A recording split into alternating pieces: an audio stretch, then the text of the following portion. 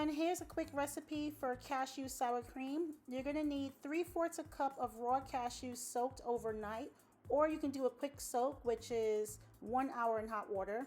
We're going to need 5½ tablespoons of fresh water, 1 tablespoon of lemon juice, 2 teaspoons of apple cider vinegar, and 1/4 teaspoon of salt.